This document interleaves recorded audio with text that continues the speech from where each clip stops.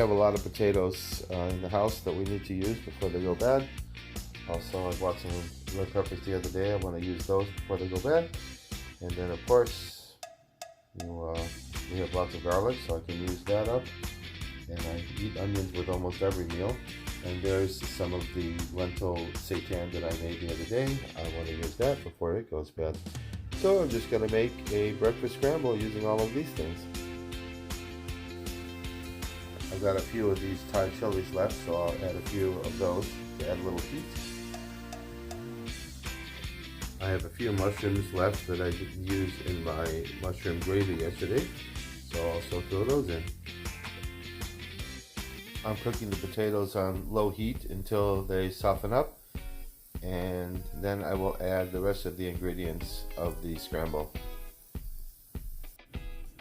I added some salt and pepper and some horseradish mustard to give the lentil seitan a little bit of flavor before I add it to the scramble, which is going to be over here.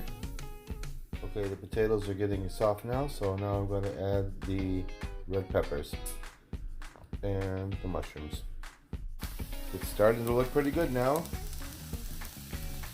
Cook for a little while until the red peppers get soft, and then I will add the garlic, and then very last I'll add the onions. Okay, I've made a hole in the middle, and now I'll add the garlic. So now you cook it until the garlic becomes fragrant, and then I'll add the onions, and then I'll add my spices.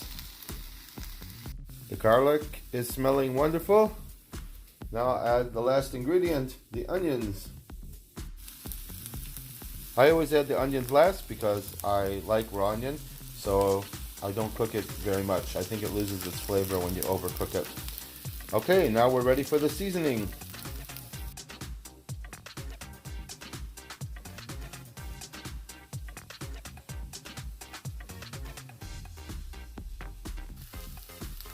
Okay, all the spices and nutritional yeast has been added, so now I just have to stir it around. And here is the finished product. My breakfast scramble using lentil seitan and a lot of vegetables.